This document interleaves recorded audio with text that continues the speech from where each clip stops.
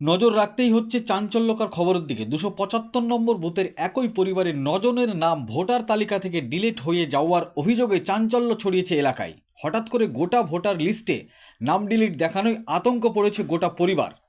পরিবারের সদস্যদের মধ্যে রয়েছেন সূর্য দাস, কুমার দাস, সদাগর দাস, কর্ণ দাস, রিজু দাস, ময়না দাস, শিখা দাস, চয়নিকা দাস এবং স্মিতা দাস। দীর্ঘদিন থেকে তারা ভোট দিয়ে আসছেন বলে দাবি পরিবার সূত্রে। এর পাশাপাশি তিনারা আরও দাবি করেন, আমরা ভারতীয়, তবুও আমাদের ভোটার তালিকা থেকে নাম কেটে দেওয়া হয়েছে। আমরা দিন আনি দিন খাই, 4 ভাই শ্রমিকের কাজ করি, আমাদের ছেলে মেয়েদের নামও ডিলিট হয়ে গেছে। কি করব, কোথায় যাব কিছু বুঝতে পারছি না। মনে হচ্ছে বিশাল আতঙ্কের মধ্যে রয়েছি আমরা। খবর পেয়ে ঘটনাস্থলে ছুটে যান জঙ্গিপুর তৃণমূলের সহসভাপতি সুপ্রিয়া দাস। তিনি বলেন, এটা সম্পূর্ণ চক্রান্ত।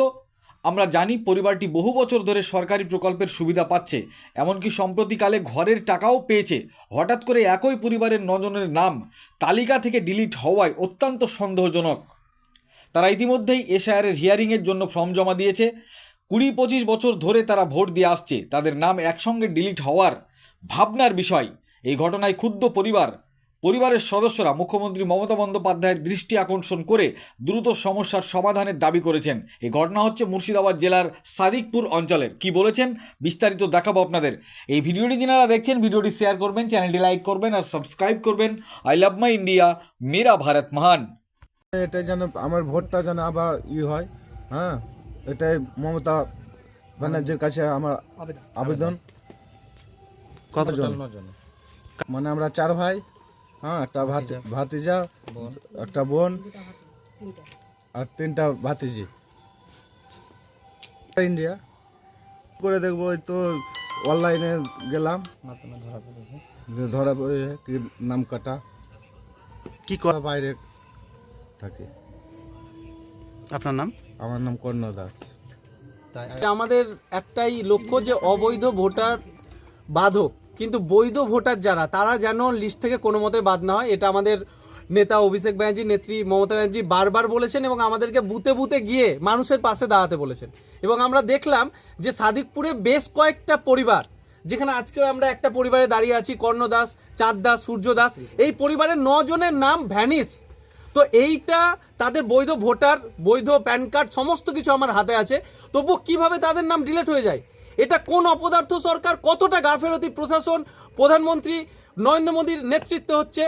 তো এর জন্যে আমরা এই পরিবারের পাশে এসেছি যে মমতা ব্যানার্জি আমাকে নির্দেশ দিয়েছেন যে কোনো মতে এই লড়াই থেকে আমরা থামবো না।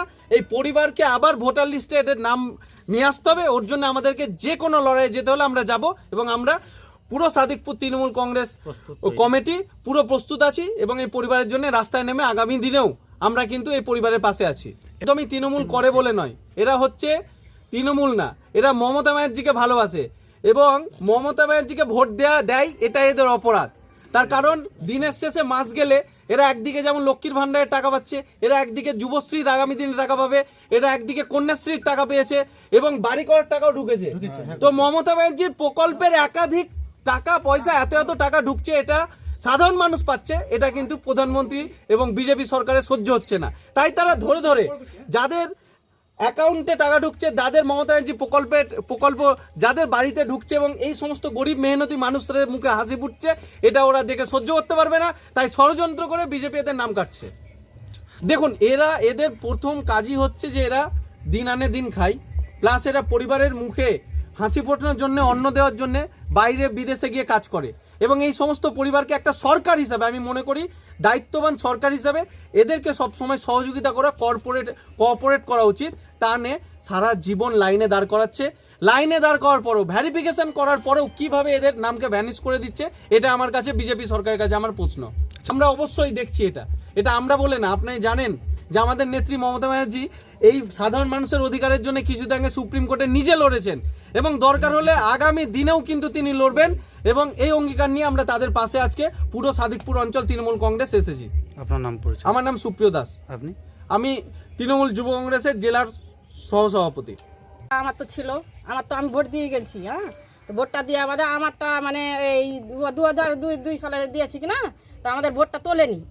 হ্যাঁ আমি দিয়েছি ভোটটা, কিন্তু আমার স্বামী এই পরে ভোট হয়েছে, আমার ভোট পরে আমার স্বামীর হয়েছে। হ্যাঁ, তোর মা বাবা ছিল না বলে ওদের পরে হয়েছিল, আমার ভোটটা হয়েছিল, তা ভোটটা এই ওদের হলো না, মানে এই তো কেটে দিলে কজনার। আচ্ছা তো মানে ইয়াতে দেখছে, এই মোবাইলে দেখছে, আপনার কম্পিউটারে দেখছে, তো নাম কাটা। আচ্ছা হিয়ারিংয়ে তো গেছিলাম, বিয়ালো এখন এসেছিল কিনা অতটা এখন এসেছিল না, এসেছিল।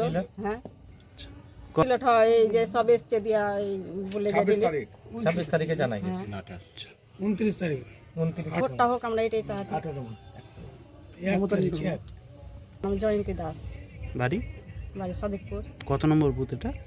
275 275।